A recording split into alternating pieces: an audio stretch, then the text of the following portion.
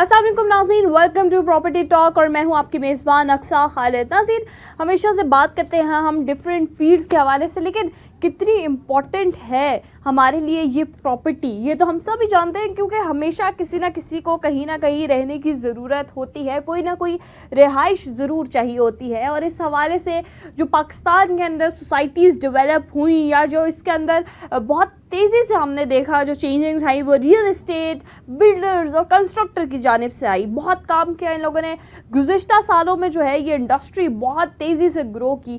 कैसे ग्रो की, क्या चैलेंजेस आए, कौन से अपकमिंग प्रोजेक्ट्स हैं, इनमें से एक रियल इस्टेट जो है वो बिल्डर भी कह सकते हैं, कंस्ट्रक्टर भी कह सकते हैं। हमारे साथ मौजूद है आज के प्रोग्राम में mister Malik Arif Hussain. He is CEO paradigm group of companies, CEO paradigm developers.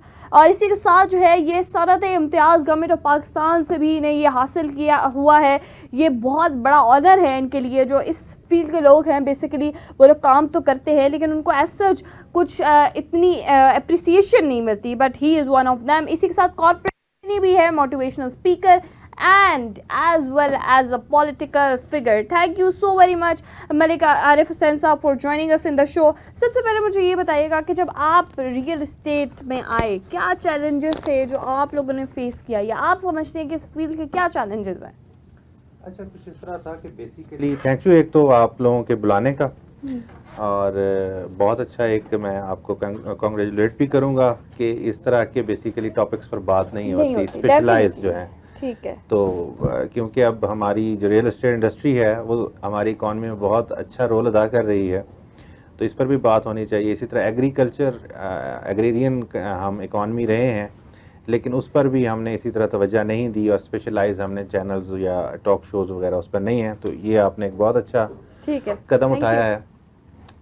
बाकी ये है कि एक चीज़ जो मैंने देखी है रियल एस्टेट में, या मैंने फील की कि इसके अंदर एक्सपर्टीज़ उस तरह की नहीं थी, प्रोफेशनल लोग नहीं थे उस तरह से।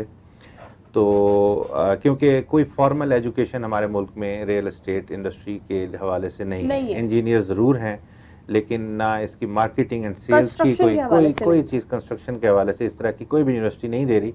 अब कुछ पिछले साल चीज़ें शुरू हुई हैं, लेकिन वो भी बनते बनते टाइम लेंगी। तो ये इशू था, लोग प्रोफेशनल नहीं थे। इसी तरह जो हमारा क्लाइंट है, आप जब किसी डेवलप कंट्री में जाते हैं तो वहाँ पर परफेक्ट मार्केट होती है, ये परफेक्ट कंपटीशन होता है। इट मीन्स के क्लाइंट भी अपने प्रोडक्ट को समझता होता है और जो सेल कर रहे होते हैं वो एक से ज़्यादा लोग होते हैं और वो भी अपने प्रोडक्ट का पूरा नॉलेज दे रहे होते हैं। पाकिस्तान में ये मसला था कि हमारा जो क्लाइंट था वो बिल्कुल एक लेमैन था, उसको किसी चीज़ का नहीं पता था। वो सिर्फ शायद कुछ अच्छी वीडियोस या अच्छी तस्वीरें किसी प्रोजेक्ट की देखकर इन्वेस्टमेंट करने के लिए तैयार हो जाता था। अच्छा। तो क्लाइंट को गाइड करना, उसके लिए हमने काफ़ी इवेंट्स किए, काफ़ी अवेयरनेस कैंपेन्स चलाई। तो अब कुछ बेहतरी की तरफ चीज़ें जाती हुई नज़र आ रही हैं और होप्स हो कि फ्यूचर में ये चीज़ें अच्छी हों और ये इंडस्ट्री जो है, ये सेक्टर जो है एटलीस्ट ऑर्गेनाइज हो जाए। कुछ ऐसे ही मुझे बताइएगा अपने चैलेंजेस के बारे में, जो कि ऑब्वियसली हर बंदा एक स्पेसिफिक स्टोरी के साथ आता है, स्पेसिफिक चैलेंजेस जो है वो देख के आता है। तो ऐसे क्या चैलेंजेस थे जब आप इस फील्ड में आए तो आपने देखे अवेयरनेस के अलावा? अच्छा, इसमें बहुत सारे चैलेंजेस इस तरह के भी थे कि जिस तरह टेक्निकल इश्यूज़ हैं, हमारे जो इदारे हैं ख़ास तौर पे हमें NOCs के बहुत ज़्यादा इश्यूज़ होते हैं, क्योंकि वहाँ पर अब जैसे हमने एक मानसेरा में प्रोजेक्ट किया तो वहाँ पर TMA होता है। TMA ने कभी कोई बड़ा प्रोजेक्ट मैनेज नहीं किया होता, वो छोटे छोटे प्रोजेक्ट्स मैनेज कर रहे होते हैं। अब हम वहाँ पर हज़ारों कनाल का प्रोजेक्ट लेकर गए तो हमने वहाँ पर बहुत सारे इश्यूज़ देखे कि एटलीस्ट वो इदारे ही हमारे साथ कोऑपरेट नहीं कर पा रहे थे, उनकी अपनी एक्सपर्टीज़ इतनी नहीं थी। तो इस तरह के इश्यूज़ भी इस मुल्क में हैं। हाँ, कुछ जो बड़े शहर हैं जैसे CDA, LDA हो गया या RD हो गया, इन्होंने वन विंडो ऑपरेशन शुरू कर दी है। ये हमें गाइड करते हैं, ज़रा हमारे लिए चीज़ें इजी होती हैं। ठीक है। लेकिन छोटे शहरों में बहुत ज़्यादा मसला है इन चीज़ों। अभी भी आप लोग ये मसले फेस कर रहे हैं? यानी कि आप अभी भी ये कह रहे हैं कि जो कंस्ट्रक्शन की तरफ लोग आ रहे हैं वो अभी भी एक लेमैन है, उसे किसी चीज़ के बारे में पता नहीं है, अनलेस एंड अनटिल उसे बाकायदा तौर पे जो है वो उस बारे में अवेयर किया। हमारे इदारों को भी नहीं पता, ये भी अच्छा, मसला है, उनको भी ऑर्गेनाइज करने की जिम्मेदार किससे समझते हैं? इदारों को? देखिए, बात ये होती है कि हर चीज़ की ट्रेनिंग्स होनी चाहिए। ठीक है, हमारे मुल्क में एक तो ट्रेनिंग्स नहीं है, दूसरा रेलिवेंट एक्सपर्टीज़ नहीं है। इवन मैं अक्सर कहता रहता हूँ, मैंने बहुत सारी हाई लेवल के इवेंट्स में भी ये बात ठीक की है। कि हमारा जो एडमिनिस्ट्रेशन को लोग देख रहे हैं, जो ब्यूरोक्रेट्स हैं, सबसे पहले उनका प्रोसीजर ही गलत है कि अगर एक बंदा उसने एमबीबीएस किया है और वो डॉक्टर है, या एक बंदा वो टीचर है, वो 6 महीने या 1 साल जो है वो रट्टा लगाता है और उसके बाद उसको एडमिनिस्ट्रेशन मिल जाती है, वो पास हो जाता है और वो पूरे एक जो है वो ज़िला को या डिस्ट्रिक्ट को संभाल के बैठ जाता है। अब उसे होता क्या है कि बेसिकली उसको क्या पता कि मैनेजमेंट क्या है, एडमिनिस्ट्रेशन क्या है, बिल्कुल ऐसा ही है। तो चीज़ें मिसमैनेज हो जाती हैं। तो इसमें आप जब किसी को पूरा एक ज़िला दे रहे हैं तो एटलीस्ट उसने 5-10 साल उसके ऊपर पढ़ा हो। जिस तरह एक चार्टर्ड अकाउंटेंट है वो 6-7 साल लगा के आता है, जिस तरह एक डॉक्टर है वो 6-7 साल लगा के डॉक्टर बनता है। लेकिन अगर आप एक डॉक्टर को एडमिनिस्ट्रेटर बना देंगे तो इश्यूज होंगे, या फिर उनको 3-4 साल की ट्रेनिंग कराएं ताकि जब वो एक एडमिनिस्ट्रेशन में आए तो उनको भी चीज़ों का पता हो। ठीक है, मुझे ये भी बताइएगा कि हुकूमती पॉलिसियों का किस हद तक जो है वो किरदार है इसके अंदर, किस तरह से क्या हेल्प आउट कर रही है हमारी गुज़िश्ता हुकूमत ने किया, या आने वाली हुकूमत से क्या तवक्कुआत है आपको? अच्छा, इसमें है कि जो पिछली हुकूमत थी उसने रियल एस्टेट के लिए काफ़ी सारे पैकेजेस दिए, ठीक है, लेकिन वो इफ़ेक्टिव साबित नहीं हुए। उसकी कुछ वजह ये भी थी कि देखें, जब भी कोई गवर्नमेंट कोई पॉलिसी या कोई पैकेज देती है तो देखना आगे ये भी होता है कि अगर वो मेरे लिए है तो मुझे कितना कॉन्फिडेंस है उस गवर्नमेंट के ऊपर। अगर मुझे उस गवर्नमेंट पर कॉन्फिडेंस ही नहीं है तो मैं उसको अवेल नहीं करूँगा। जिस तरह इन्होंने एमनेस्टी दी, लोगों ने उसका फ़ायदा नहीं उठाया क्योंकि लोगों का एक ट्रस्ट बिल्ड नहीं हो रहा था। उस तरह लोगों ने रियल एस्टेट में इन्वेस्टमेंट नहीं की। इन्होंने उसको एक्सटेंड भी किया लेकिन उसके नताइज नहीं आ सके। चलें, वो एक जगह पे अच्छा पैकेज था, उसके नताइज आए या नहीं आए।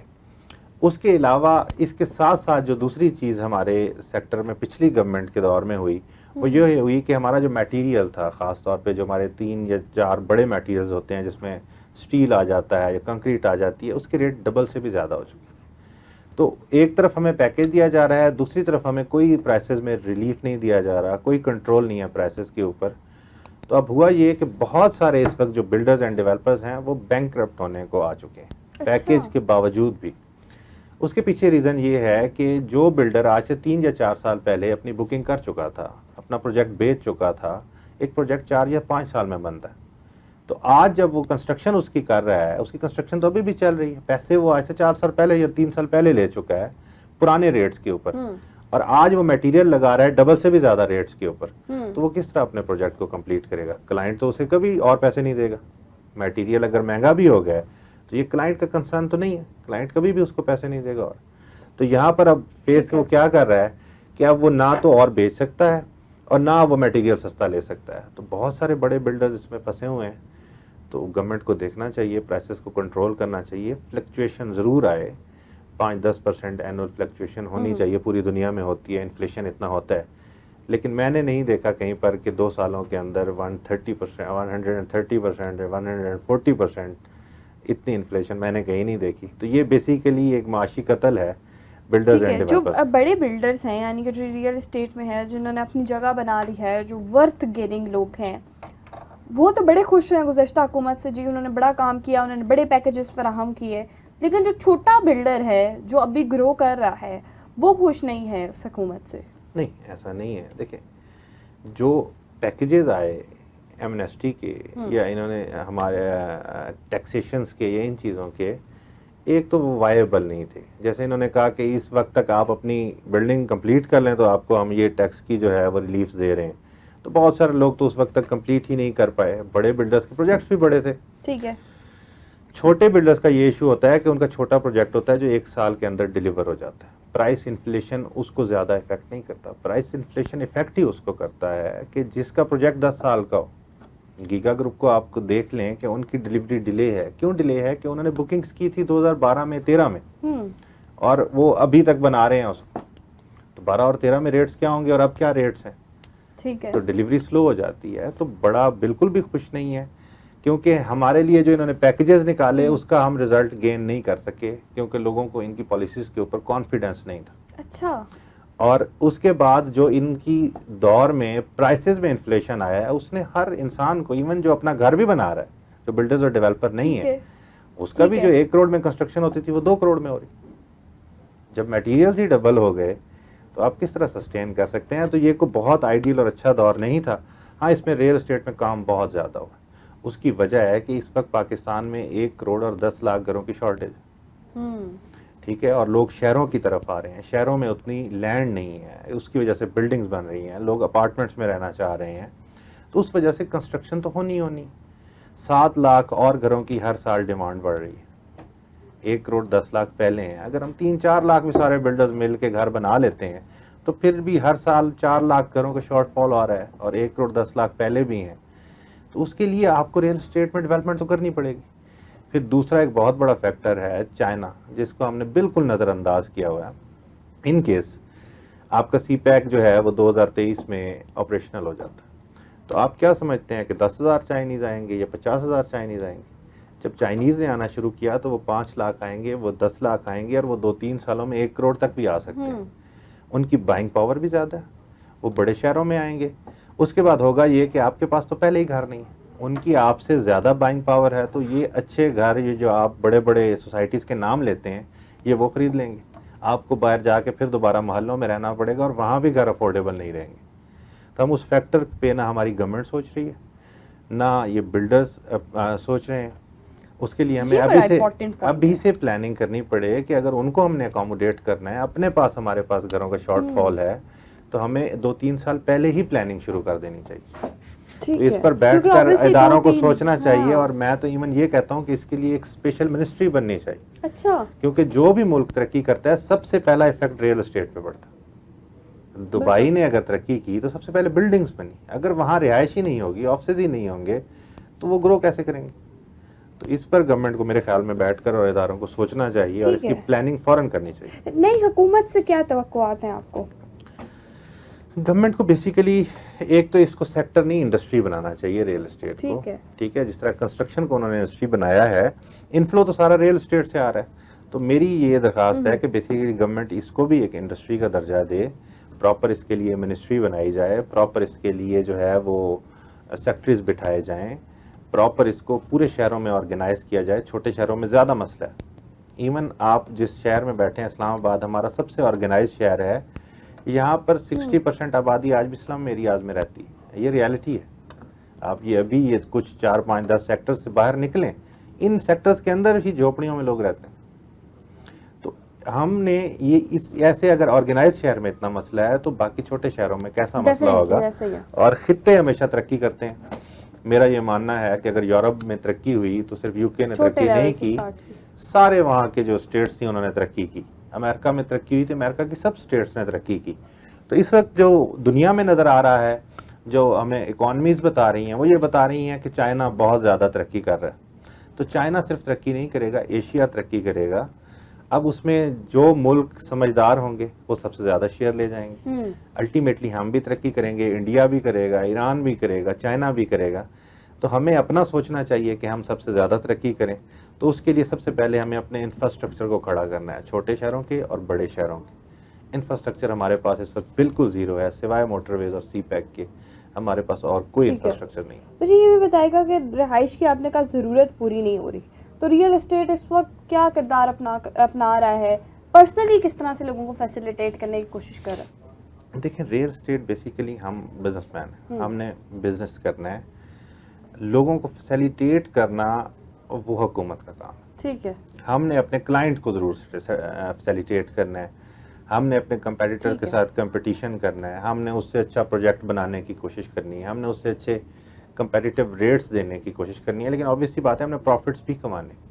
या तो हमें सब्सिडीज़ दी जाएं, हमें NOCs में रियायत दी जाएं, तो फिर तो हम ये है कि अपने रेट को और कंपेटिटिवली बेहतर करेंगे। लेकिन अगर हमारे लिए कोई सब्सिडी नहीं है, कुछ नहीं है, तो हमने ऑब्वियसली बात है अपना पेट भी पालना है, हमने बिजनेस में प्रॉफिट भी कमाने हैं। तो हम जितना अच्छा हो सकेगा, जितने प्रोजेक्ट्स कर सकेंगे। अभी मसला ये है कि हाउसिंग के लिए बड़े शहरों में इन्होंने ग्रीन एरियाज़, ग्रे एरियाज़ कर दिए हैं, वहाँ हाउसिंग नहीं हो सकती। तो हाई राइज में जो है वो ज़रा और हमें फैसिलिटेट कर दें, हमें ज़्यादा की अप्रूवल देना शुरू कर दें। हमारा सीवरेज सिस्टम नहीं जो है वो सपोर्ट करता बेसिकली कि आप अगर बिल्डिंग्स बड़ी करते हैं तो ये सारे शहरों का सीवरेज सिस्टम तबाह हो जाए।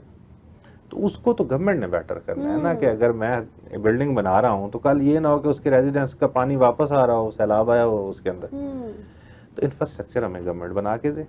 बिल्डिंग्स हम Working आप बनाते लोग हैं, हमें 100 स्टोरीज की इजाज़त दी जाए, हम 100 स्टोरीज की बिल्डिंग बनाना शुरू कर देंगे। ठीक है, मुझे ये भी बताइएगा कि आपने पिछले दौर में जब से जो है ये paradigm group of company start हुआ है या उससे पहले भी जो रियल एस्टेट को आपने जिस तरह से इसमें काम किया है, तो वो कौन से प्रोजेक्ट्स हैं जिनको आप समझते हैं कि ये सबसे बेहतरीन प्रोजेक्ट्स हैं जो कि हम लोगों ने बनाए? अच्छा, पैराडाइम का कुछ ऐसा रहा है कि बेसिकली हम कन्वेंशनल तरीके से काम नहीं कर रहे। ठीक है। हमारे हर प्रोजेक्ट में कोई ना कोई थीम है, अच्छा। कोई ना कोई अलग चीज़ है। जिस तरह हमने सबसे पहले टी चौक में जीटी रोड पे प्रोजेक्ट शुरू किया, that was Pakistan first green building. अच्छा। अब लोग उसकी कॉपी करके ग्रीन बिल्डिंग्स बनाने की कोशिश कर रहे हैं, लेकिन वो पाकिस्तान की पहली और दुनिया की 12वीं ग्रीन बिल्डिंग थी। अभी लोगों को इस कॉन्सेप्ट का ही पाकिस्तान में नहीं पता कि what is green building. Green building basically सिर्फ दरख्त लगाने या पौधे लगाने से एक बिल्डिंग ग्रीन नहीं हो जाती। Green building means sustainable building, जो एनवायरनमेंट के ऊपर बर्डन नहीं होगी, जो अपनी सस्टेनेबिलिटी को खुद ख्याल रखेगी। जिस तरह अगर उसके ऊपर पानी बारिश का गिर रहा है तो उसको ज़ाया नहीं करेगी। अच्छा। वो उसको फिल्टर करेगी, एटलीस्ट उसके अंदर जो पौधे लगे हुए हैं उनका पानी वो वहीं से जनरेट करेगी, नीचे टैंक्स में जमा हो जाएगा। इस तरह वो एनर्जी कम से कम ज़ाया करेगी। लेकिन जब आप ग्रीनरी आपकी बिल्डिंग को कवर कर लेती है तो वो उतनी गर्म नहीं होती। इट मीन्स आपकी एसी कम कैपेसिटीज़ पे चलेंगी, बिल्डिंग ठंडी होगी। इसी तरह जब सर्दियों में आप ये देख लें कि जो आपकी हीट होती है ना, वो हवा हल्की होती है, वो छत की तरफ जाती है। अब अगर छत के ऊपर कोई कवर नहीं है तो वो वहाँ से बाहर निकल जाएगी और कमरा ठंडा हो जाएगा। डेफिनेटली। तो जब या आपका रूफ गार्डन होता है, उसके ऊपर मिट्टी है, उसके ऊपर दरख्त लगे हुए हैं, तो वो ऑब्जर्व नहीं करेगा उस तरह, वो उसको सस्टेन करेगा। तो आपकी बिल्डिंग गर्म भी उसी तरह ही रहेगी जिस तरह ठंडी रहेगी, उसकी हीट बाहर नहीं निकलेगी। तो इसी तरह वो एनर्जी सेविंग होगी, वो ऑक्सीजन अपनी खुद प्रोड्यूस कर रही है, वो अपने पानी को बचा रही है, उसके अंदर कुछ ना कुछ सोलर सिस्टम लगा हुआ है, वो एनर्जी जनरेट भी खुद कर रही है। तो उस ये बहुत सारे इंडेक्स हैं, जब ये सारे मिलते हैं तो दैट इज़ ग्रीन बिल्डिंग। ठीक है, मुझे ये भी बताइएगा कि जो प्रोजेक्ट्स आपने एक तो ग्रीन बिल्डिंग लॉन्च की, इसके अलावा कुछ ऐसी स्पेसिफिक थीम्स जो आप लोग लेके आए हो, क्योंकि ये वाली बड़ी स्पेसिफिक थी और बहुत सारे लोगों को इसके बारे में नहीं पता कि व्हाट इज़ ग्रीन बिल्डिंग, और जैसा आपने बताया कि पहली ग्रीन बिल्डिंग है। इसके अलावा कौन से प्रोजेक्ट्स हैं जो आप लोग इसके लेके आए? अलावा जिस तरह हम मानसेरा में चले गए, ठीक है। अच्छा। मानसेरा का जो हमारा प्रोजेक्ट है that is almost 19,000 kanal, that is second largest after DHA in whole KPK. तो इतना बड़ा प्रोजेक्ट मानसेरा जैसे छोटे शहर में लेके जाना, ये बहुत सारे लोगों ने हमसे सवाल किया कि आप ये क्यों लेके गए हैं इतने छोटे शहर में। तो वजह ये थी कि बेसिकली हम वाकई हकीकतन जो पहली पाकिस्तान की टूरिस्ट सिटी है वो बनाना चाह रहे थे। मानसेरा इस्लामाबाद इंटरनेशनल एयरपोर्ट से सिर्फ 1 घंटे की ड्राइव पे। अब बहुत सारे लोगों को ये भी नहीं पता। डेफिनेटली। ठीक है। ठीक है, अब आप अगर इस्लामाबाद शहर में आते हैं तब भी 1 घंटा लगता है, आप एयरपोर्ट से मानसेरा जाते हैं तब भी 1 घंटा अच्छा। लगता है। तो अब वहाँ पर इतना बड़ा प्रोजेक्ट करने का मकसद ये था कि हम एक टूरिस्ट सिटी बनाना चाह रहे थे, जिसके अंदर हमने कुछ चाइनीज़ कंपनी से बात की, कुछ टर्किश कंपनी से बात की कि वो हमें इस तरह के प्ले ग्राउंड्स और चीज़ें दें कि बच्चों के लिए एक पूरा जो है ना पाकिस्तान के लोग वहाँ आएँ और उनको एक एनवायरनमेंट मिले। हम उसके अंदर फुटबॉल स्टेडियम लेके आ रहे हैं, ठीक वो है। हमारी फीफा से बात चल रही है। हम उसके अंदर क्रिकेट स्टेडियम लेके आ रहे हैं। अब ये क्रिकेट और फुटबॉल स्टेडियम क्यों लेके आ रहे हैं? क्योंकि वहाँ का एनवायरनमेंट और वहाँ का मौसम बहुत अच्छा है। वहाँ पर पूरे 12 महीने आप प्रैक्टिस कर सकते हैं। फीफा के लिए पाकिस्तान में कोई ऐसा ग्राउंड नहीं है जहाँ पर 12 महीने है। अगर आप किसी गर्म इलाके में कर रहे हैं तो गर्मियों में वहाँ प्रैक्टिस करना मुश्किल हो जाएगा। डेफिनेटली ऐसा ही। इनके स्कर्दू की तरफ कुछ हमारे फुटबॉल स्टेडियम है, वहाँ सर्दियों में बर्फ़ पड़ जाती है, नहीं कर सकते आप। तो ये ऐसा इलाका है जहाँ 12 महीने प्रैक्टिस हो सकती थी। तो सिरन रिवर है, रिवर के ऊपर है, फिशिंग पॉइंट्स, ये चीज़ें बना रहे हैं। फिर हमारे इस मानसेरा सिटी से आगे 3 से 4 ऐसी पिकनिक पॉइंट्स हैं जो सब जानते हैं, जैसे नारान का गान हो गया, ये 1.5 से 2 घंटे की ड्राइव पे है। उसके बाद सिरन वैली हो गया। इस तरह के 4-5 पॉइंट्स हैं। दुनिया में आप जब भी कहीं जाते हैं फॉर टूरिज़म तो वहाँ पर सेंट्रल पॉइंट्स होते हैं। देखें, अब आप अगर नारान का गान जाते हैं तो वहाँ रात की कोई एक्टिविटी नहीं, जैसे ही अंधेरा होता है आपने होटल में जाके सोना है, ना पहाड़ नज़र आ रहे हैं ना कुछ नज़र आ रहा है। वहाँ पर सिनेमा होना चाहिए था, वहाँ पर कंट्री क्लब्स होने चाहिए थे। ठीक है कि जब रात हो गई है तो किसी ने मूवी देखनी है वो मूवी देखे, किसी ने शॉपिंग करनी है वो शॉपिंग करे, कोई कंट्री क्लब में बैठ के चेस खेलना चाहता है वो चेस खेले। तो वहाँ पर नहीं है। बच्चों के लिए रात को कोई एक्टिविटी नहीं है, औरतों के लिए रात को कोई एक्टिविटी नहीं है, तो वहाँ सिर्फ दिन की टूरिज़्म। पैराडाइम सिटी मानसेरा में हमने ये सारी चीज़ें रखी हैं। हमने कंट्री क्लब रखा है, हमने सैन माज रखे हैं, हमने बच्चों के लिए जो है वो प्ले ग्राउंड्स रखे हैं, राइडिंग जो है वो क्लब्स रखे हैं, शूटिंग क्लब्स रखे हैं। होगा क्या कि आप वहाँ से 2 घंटे की ड्राइव पे आएँ, यहाँ पर आपको सारी चीज़ें मिलेंगी, अगले दिन दूसरे पॉइंट पे चले जाएं, उससे अगले दिन दूसरे पॉइंट पे चले जाएं। तो ये हम सेंट्रल पॉइंट बना रहे हैं टूरिस्ट के लिए। टूरिस्ट के लिए डेफिनेटली ये बहुत ज़बरदस्त आपने जो है वो बताया मुझे। आपने अपकमिंग प्रोजेक्ट्स, जैसा एक तो ये हो गया मानसेरा वाला, इसके अलावा जो कुछ अपकमिंग प्रोजेक्ट्स जो कि आप लोग लॉन्च करने वाले हैं? अच्छा, एक तो अभी हमने लॉन्च कर दिया है, वो बहरिया के अंदर है। वो बहरिया की पहली स्मार्ट बिल्डिंग, अच्छा, जो टोटली आपकी डिजिटली मोबाइल के साथ कनेक्टेड है। कैसे? यानी आपका अपार्टमेंट आपके दरवाजे के खुलने से लेकर बाहर जाने तक, इस वक्त रूम के अंदर कितने लोग हैं, सेंसर्स, इवन आपकी लिफ्ट खुलती है, लाइट्स बंद होंगी, ज़ाया नहीं हो रही होंगी, आप जहाँ जहाँ से चलते जाएंगे लाइट्स चलती जाएंगी। अच्छा, ठीक है, तो पूरी ट्रेसिंग हमने उसकी आपके अपार्टमेंट की दे दी है कि आप अगर दुनिया के किसी कोने में भी बैठे हैं तो आपको पता होगा कि इस मिनट से इस मिनट तक दरवाज़ा खुला था, इस वेट का एक बंदा एंटर हुआ, वो इतने देर तक आपके अपार्टमेंट में रहा। पूरे के पूरे उसके अंदर जो है ना वो स्मार्ट फीचर्स हैं। तो ये हमने एक शुरू की है अभी। इसके अलावा पाइपलाइन में हमारे 4-5 प्रोजेक्ट्स हैं। कुछ लाहौर में एक हम बहुत बड़ा हाई राइज करने जा रहे हैं। उसके अलावा इधर इस्लामाबाद में एक हम स्मार्ट सिटी पे काम कर रहे हैं। ये बेसिकली इसकी लोकेशन है चक्री इंटरचेंज और नीलादुल्ला इंटरचेंज के दरमियान मेन मोटरवे पे। तो इसके साथ और भी पाइपलाइन में कुछ खारियाँ में प्रोजेक्ट हैं। एक मैं बेसिकली बखर से हूँ, तो मॉल ऑफ बखर जो है वो हमारे अपकमिंग प्रोजेक्ट में से एक है। तो 7-8 प्रोजेक्ट हमारे लाइन अप भी हैं। क्या फीचर्स होंगे जैसे आपके किस आपका थीम के हिसाब से जिस तरह हम स्मार्ट सिटी की बात कर रहे हैं, that is green smart city, वो पूरी की पूरी सस्टेनेबल होगी। जिस तरह हमने एक बिल्डिंग सस्टेनेबल रखी है, उसमें ये होगा कि उसके जो रेजिडेंट्स होंगे उन्होंने सब्जियां बाहर से नहीं लेनी, उन्होंने गोश्त बाहर से नहीं लेगा, उसकी हर चीज़ फार्मिंग अंदर ही होगी और वो ऑर्गेनिक होंगी, उन पर कोई स्प्रे नहीं होगा। अपने रेजिडेंट्स के लिए जितना भी फूड आइटम्स होंगे वो सोसाइटी खुद प्रोड्यूस करेगी। इसी तरह जो बारिश का पानी होगा वो सारा का सारा वो खुद सस्टेन करेगी, उसको बाहर से पानी की ज़रूरत नहीं है। इसी तरह वो सोलर से और विंड से अपनी एनर्जी खुद प्रोड्यूस करेगी, क्योंकि वो विंड एरिया भी है। जैसे ही आप एयरपोर्ट गुजरते हैं, ये आपके जो राजड़ के पहाड़ हैं, तो इसको बेसिकली ये विंड एरिया है। आप मोटरवे पे भी साइंस देखेंगे कि यहाँ पर हवा तेज़ होती है। तो इन सारी चीज़ों को प्रोड्यूस करते हुए वो एक ऐसी सोसाइटी होगी जिसका अपनी दीवारों से बाहर कोई बर्डन नहीं होगा बाहर के इन्वायरमेंट। अच्छा, हर चीज़ वो खुद प्रोड्यूस करेगी। तो इस पर हम काम कर रहे हैं। इसकी डिज़ाइनिंग प्लानिंग एक हमने ऑस्ट्रेलिया की फर्म इसमें हायर की हुई है, तो ये अभी 1-2 साल और लेगी और उसके बाद इंशाल्लाह हम इस्लामाबाद के लोगों के लिए लॉन्च करेंगे। यानी कि पैराडाइम ग्रुप ऑफ कंपनीज वो ग्रुप है जो कि किसी थीम के साथ आता है। एंड वेरी वेल, आप लोग बहुत ही ज़बरदस्त चीज़ों के साथ आए हैं। अगर मुझे ये बताइएगा कि इन्वेस्टर्स जो आपके ओवरसीज इन्वेस्टर्स हैं, वो उनको ट्रस्ट चाहिए होता है सबसे पहले, उनको पता हो कि हमारी प्रॉपर्टी सिक्योर है, तो उनके लिए आप लोग किस तरह से काम करें और आपकी कंपनी किस तरह से बढ़ती है? अच्छा, इसमें ऐसा है कि देखिए हमारे सारे प्रोजेक्ट्स की एनओसीज हैं। सबसे पहली चीज़ जो आपकी रिक्वायरमेंट होती है वो आप लेते हैं। उसके बाद हमने फैसिलिटेट करने के लिए बाहर के जो लोग हैं, एक तो हम ये कोरोना का जो पीरियड था इसने थोड़ा सा हमें डिस्टर्ब करके रखा। हम हर 2-3 महीने बाद इनके पास खुद जाएंगे। अच्छा, हम यूके में, यूएसए, कनाडा, वहाँ पर रोड शोज़ की एक पूरी सीरीज़ जो है वो बकरा ईद के बाद शुरू कर रहे हैं। तो वहाँ जाकर हम इनको पूरा गाइड करेंगे। उसके बाद इनके पास पूरा मौका है। हमारी वेबसाइट पे पूरी डिटेल हैं, क्योंकि हम SECP और सारे मुतल्लिका इदारों से रजिस्टर्ड हैं, तो वहाँ पर आजकल ओपनली है, आप किसी भी कंपनी को चेक कर सकते हैं। तो जितनी भी फॉर्मेलिटीज़ हैं लीगल, वो हमने सारी पूरी की हुई हैं। बाकी आ जाती है फैसिलिटेशन। उसके लिए हमने एक पूरी पढ़ी लिखी टीम रखी हुई है जो उनको गाइड करेगी कि where to invest, when to invest, why to invest, ये सवाल होते हैं। तो उसके बाद जब ये सारी चीज़ें पूरी हो जाती हैं तो आई थिंक सो कि इससे ज़्यादा और कोई छोटी नहीं दी जा सकती। और उसके लिए हमने एक और चीज़ ज़रूर की है कि हम बेसिकली उनकी प्रॉपर्टी मैनेजमेंट के फीचर्स भी दे रहे हैं, जिसको बायबैक्स कहते हैं, कि हम आज उनको एक चीज़ बेचते हैं, वही चीज़ आज ही उनसे ख़रीद लेते हैं 2 साल बाद के रेट पर। तो हम उनको खुद ही मंथली रेंट देना शुरू कर देते हैं। अच्छा, इससे फ़ायदा ये होता है कि उनको यहाँ आकर अपनी प्रॉपर्टी की देखभाल करने की ज़रूरत नहीं है।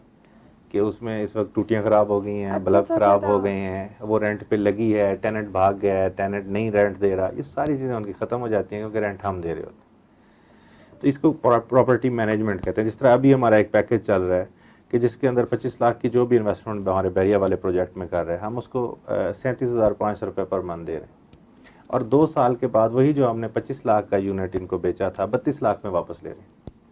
तो उनकी एक जो इन्वेस्टमेंट थी वो 25 लाख की 32 लाख भी हो रही है, उनकी इन्वेस्टमेंट में एनुअल इंक्रीज भी आ रहा है और उनको मंथली रिटर्न भी आ रहा है, दैट इज़ 1.5%, जो बहुत ज़्यादा है। तो इस तरह के हम डेफिनेटली, सॉल्यूशंस जो डेफिनेटली। ओवरसीज़ हैं उनको दे रहे हैं कि वो बाहर बैठ कर ही मैनेज हम करेंगे, वो प्रॉफिट्स लें। इंजॉय वो लोग करें। Thank you so very much Malik Arif Hussain साहब। नाज़रीन हमारे साथ मौजूद थे, बड़ी ज़बरदस्त तरीके से उन्होंने हमें गाइड किया। पैराडाइम ग्रुप ऑफ कंपनीज, बड़े मतलब हट के ज़रा इन्होंने हमें चीज़ें बताई कि ये सोसाइटी, ये रियल एस्टेट जो बिज़नेस है, ये बिल्कुल ऐसे नहीं है, किसी थीम के साथ आता है। बेशक टाइम टेकिंग है लेकिन थीम्स हैं। जिस तरह से ग्रीन बिल्डिंग की बात हुई, फर्स्ट ग्रीन बिल्डिंग जो है वो पाकिस्तान की इन्होंने लॉन्च की। इसी तरह से डिफरेंट सोसाइटीज़ जिसके अंदर ये वर्क कर रहे हैं, ओवरसीज़ का ट्रस्ट भी ये लोग जीतने की कोशिश कर रहे हैं। Very beautiful talk, I really enjoyed. I hope आप लोगों को भी ढेर सारी इन्फॉर्मेशन मिल गई होगी। इसी के साथ प्रोग्राम को करेंगे एंड मुझे दीजिए इजाज़त। अल्लाह हाफिज़।